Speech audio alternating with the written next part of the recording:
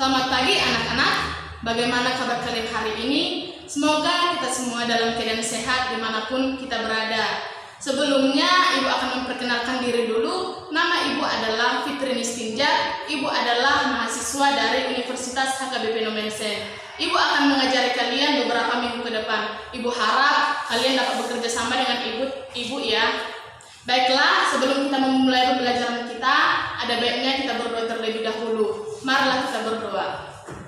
Allah Bapa kami yang bertahta dalam kerajaan surga, segala puji syukur kami ucapkan kepadamu ya Tuhan, atas pemberkatan-Mu yang telah kami terima mulai dari semalam sampai pagi hari ini. Ya Tuhan, sebentar lagi kami akan memulai pembelajaran dari kami, kerana Engkau yang memberkati kami mulai dari awal sampai dengan akhir. Terima kasih Tuhan, hanya dalam anak Tuhan Yesus Kristus kami berdoa dan bersyukur. Haleluya, amin. Baiklah anak-anak, pertama sekali kalian jangan lupa untuk mengabsen terlebih dahulu dan kepada anak ibu supaya selalu mengikuti protokol-protokol yang telah ditetapkan oleh pemerintah, yaitu senantiasa mencuci tangan, memakai masker ketika keluar dari rumah, dan menjaga jarak antar sesama. Itulah protokol-protokol yang harus kita jalankan menurut aturan dari pemerintah untuk mencegah penyebaran virus corona ini. Baiklah, materi kita hari ini yaitu tentang letak dan luas Indonesia. Letak dan luas Indonesia ini ada dua bagian, yaitu materi yang akan kita bahas tentang pemahaman lokasi melalui peta, dan yang kedua adalah letak dan luas Indonesia. Di sini yang akan kita bahas materi pokoknya adalah yang poin nomor 1, yaitu tentang pemahaman lokasi melalui peta. Itulah materi yang akan kita bahas dalam satu hari ini. Selanjutnya, sebelum Ibu membahas tentang materi pemahaman lokasi melalui peta, Ibu akan menjelaskan tujuan dari pembelajaran kita. Yang pertama adalah peserta didik diharapkan dapat menjelaskan apa itu pengertian peta. Selanjutnya yang kedua, peserta didik diharapkan mampu menjelaskan apa itu komponen-komponen yang terdapat di dalam suatu peta tersebut. Itulah kedua tujuan pembelajaran yang harus kita capai dalam pembelajaran kita hari ini. Selanjutnya kita masuk ke peta. Inilah contoh peta zaman dahulu ataupun contoh peta tertua yang terdapat di bangsa Babilonia. Bangsa Babilonia lah yang pertama sekali membuat peta, yaitu terbuat dari tanah liat. Dapat kamu lihat pada gambar ini, gambar yang ditunjukkan ini di slide. Seperti inilah gambar ataupun bentuk peta pada zaman dahulu, yaitu terbuat dari tanah liat. Sedangkan di sekarang dapat kamu lihat bentuk peta yang zaman sekarang itu sudah canggih, sudah terbuat dari bahannya kertas, lebih mudah lagi kita pahami. Dapat kamu lihat warna-warna bentuk. Inilah contoh peta yang terdapat di Indonesia. Dapat kita lihat di sini dan lebih gampang kita memudahkan pembaca dalam memahami peta tersebut. Itulah perbedaan peta zaman dahulu dengan peta zaman sekarang. Dapat kamu lihat pada gambar kan? Selanjutnya kita masuk ke pengertian peta. Apa sih yang dimaksud dengan peta? Peta adalah gambaran permukaan bumi pada suatu bidang datar dan diperkecil dengan menggunakan skala peta. Itulah pengertian dari peta. Selanjutnya kita akan membahas tentang komponen-komponen penyusunan peta. Apa sih yang dimaksud dengan komponen itu? Komponen adalah unsur yang terkandung dalam suatu peta tersebut. Unsur yang terkandung dalam peta itu ada 8, yaitu yang pertama ada judul peta, yang kedua ada skala peta, yang ketiga ada orientasi peta atau orientasi utara, ada yang keempat adalah simbol peta, yang kelima adalah garis koordinat, yang keenam ada insert, yang ketujuh ada legenda, dan yang kedelapan atau yang terakhir ada sumber peta. Itulah komponen penyusunan di dalam peta tersebut. Selanjutnya dapat kita lihat pada peta Indonesia. Disinilah komponen-komponen yang disebutkan tadi. Yang pertama, judul peta. Judul peta dapat kamu lihat di paling atas. Ini adalah judul peta fisiografi Indonesia. Yang garis koordinat dapat kamu lihat garis yang membentang ini. Selanjutnya skala peta dapat kamu lihat seperti inilah bentuk skala peta. Selanjutnya legenda peta dapat kamu lihat di bagian seperti ini, ada keterangannya. Simbol peta dapat kamu lihat di simbol kotak seperti ini. Itulah yang melambangkan adanya simbol peta. utara di pojok di sini. Orientasi utara ini sama halnya dengan mata angin. Selanjutnya sumber peta. Sumber peta itu sangat penting, di mana kita harus mengetahui dari mana sumber peta itu berasal, sehingga kita dapat memastikan kebenaran peta tersebut. Itulah tadi komponen-komponen penyusunan peta di dalam peta fisiografi Indonesia ini bisa dijelaskan. Selanjutnya kita masuk ke komponen yang pertama, yaitu tentang judul peta. Apa sih yang dimaksud tentang judul peta? Judul peta menggambarkan tentang isi suatu peta tersebut. Contohnya seperti peta fisiografi Indonesia tadi yang disebutkan yang tadi. Selanjutnya kita masuk ke poin kedua, yaitu skala peta. Skala peta adalah perbandingan antara jarak di peta dengan jarak yang sebenarnya di lapangan. Contohnya skala 1:100.000 berarti jarak 1 cm di dalam peta sama dengan jarak 100 cm di dalam peta, atau 1 km di jarak yang sebenarnya ataupun di jarak di lapangan. Itulah pengertian daripada skala peta, yaitu perbandingan antara jarak yang di peta dengan jarak yang sebenarnya.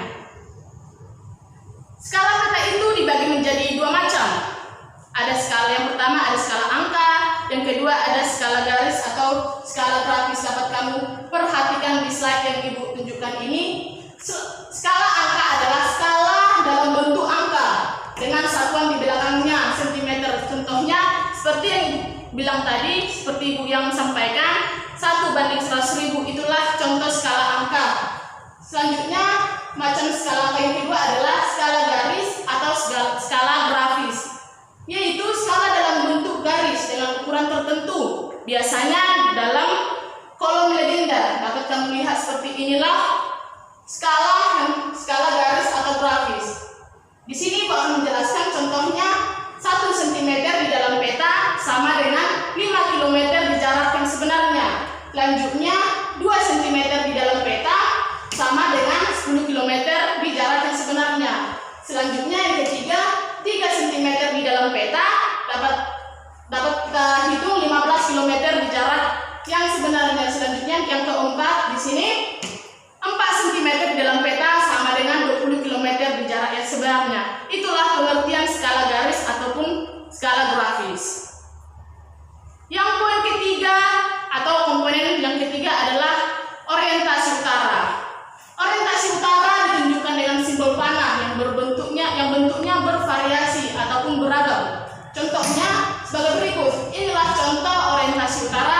Dapat kita lihat itu seperti bentuk mata angin. Seperti inilah utara, selatan, timur, barat. Dan inilah orientasi utara yang dimaksud itu. Yang dikatakan tadi bervariasi. Bervariasi ini maksudnya bermacam-macam ataupun beragam. Seperti inilah bentuk macam orientasi utara itu. Dapat kamu lihat satu persatu. Selanjutnya kita masuk ke komponen yang keempat, yaitu simbol peta. Apa sih yang dimaksud dengan simbol peta? Simbol peta adalah tanda khusus pada suatu peta yang mewakili objek yang telah dipetakan. Tujuan daripada simbol peta ini adalah yaitu mempermudah pengguna peta dalam memahami isi suatu peta tersebut. Itulah tujuan daripada simbol peta, untuk mempermudah kita dalam memahami isi suatu peta tersebut. Selanjutnya berdasarkan bentuknya, simbol peta ada 4 macam, ada 4 bentuk, yaitu yang pertama simbol titik, simbol garis, simbol warna, dan simbol area. Kita akan membahas satu persatu bentuk daripada simbol peta ini. Yang pertama adalah simbol titik. Simbol titik adalah yaitu menunjukkan suatu letak dari suatu objek tertentu. Dapat kamu lihat seperti ini yang di slide ditunjukkan. Seperti inilah bentuk ataupun simbol titik yang terdapat. Artinya adalah ibu kota negara. Ada segitiga, ada persegi warna merah. Selanjutnya ibu kota provinsi, simbol titik yang dimaksud adalah ada yang bulat yang berisi warna merah. Selanjutnya ibu kota kabupaten atau kota dapat kamu lihat bentuknya, dan kecamatan, dan selanjutnya dapat kamu lihat pada slide yang telah ibu tunjukkan ini. Selanjutnya yang kedua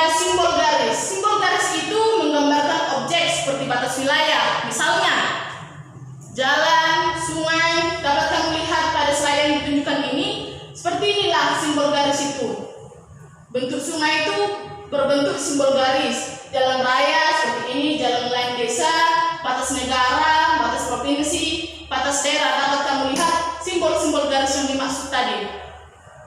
Itulah pengertian simbol garis. Selanjutnya kita akan masuk ke simbol warna. Simbol warna ini dimaksud adalah, dapat kamu lihat pada yang ibu buat ini, misalnya seperti warna biru itu menggambarkan tentang perairan, warna hijau menggambarkan tentang adanya dataran rendah, warna kuning menggambarkan adanya dataran tinggi, warna coklat menggambarkan adanya pegunungan. Dan inilah contoh simbol warna yang lainnya dapat kamu lihat di slide yang ibu tunjukkan ini. Selanjutnya kita masuk ke simbol yang terakhir atau simbol area. Simbol area adalah menggambarkan objek yang memiliki luas tertentu. Misalnya dapat kamu lihat seperti di slide ini, ibu sudah membuat objek yang memiliki luas. Misal seperti danau, rawa, sawah, formasi, batuan kapur. Dapat kamu lihat gambar objek yang memiliki luas seperti inilah simbol area yang ibu maksudkan tadi. Selanjutnya komponen yang kelima tentang komponen peta itu adalah garis koordinat. Garis koordinat adalah garis khayal pada peta berupa koordinat pada peta dalam bentuk garis lintang dan garis bujur. Itulah pengertian dari garis koordinat. Selanjutnya yang komponen keenam ada insert. Insert yaitu peta kecil pada suatu peta yang berfungsi untuk menunjukkan lokasi daerah yang dipetakan di antara lokasi lainnya. Di sini yang lebih luas. Dapat kita lihat di manakah garis koordinat itu dan insert dapat ditunjukkan. Inilah salah satu peta yang terdapat di Indonesia yang diperkecil. Dapat kamu lihat, inilah insert peta Kalimantan. Inilah contoh peta Kalimantan. Terus insert yang dimasukkan ini peta Indonesia itu diperkecil sehingga ini dibuat insert peta Kalimantan. Dapat kamu lihat ini kan ada warna merah yang ditunjukkan ini, itulah menggambarkan insert peta Kalimantan. Sedangkan yang poin kelima tadi garis koordinat itu adalah garis yang ini, garis yang membentang. Itulah pengertian daripada garis koordinat, yaitu yang membentang, garis bujur dan garis lintang. Itulah pengertian daripada garis koordinat dan komponen insert. Itulah tadi. Selanjutnya kita masuk ke komponen yang ketujuh. Komponen yang ketujuh adalah legenda.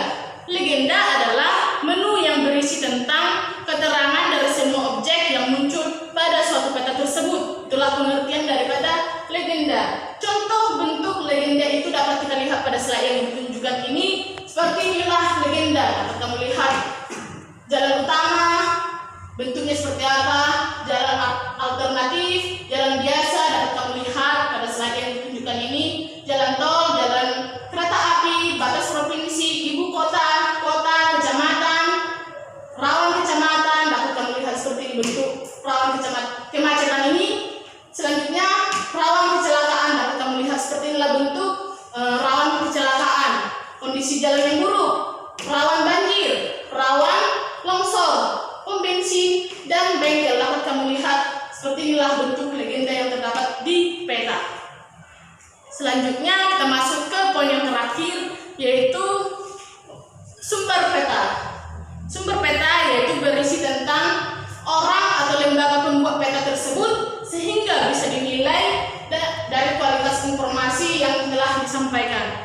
Itu menggambarkan tentang orang pembuat peta tersebut. Itulah yang dimaksud dengan sumber peta atau legenda yang ataupun lembaga yang membuat dan orang yang membuat. Itulah pengertian sumber peta tersebut. Sekianlah proses pembelajaran kita hari ini. Kiranya apapun materi yang ibu telah sampaikan dapat kalian pahami dan kalian simak, kalian pelajari untuk kedepannya. Dan di sini ibu sudah membuat tugas kalian untuk kalian kerjakan. Kalian kirimkan di Google Classroom seperti biasanya dan kalian membuat catatan ataupun ringkasan dari materi yang telah ibu sampaikan tadi dan kamu kirimkan juga bersamaan dengan jawabanmu di Google Classroom. Demikianlah pembelajaran kita hari ini. Semoga apapun yang dijelaskan dapat bermanfaat untuk kamu, untuk masa depan kamu. Bu harap kita semua dalam keadaan sehat dimanapun kita berada. Terima kasih. Shalom.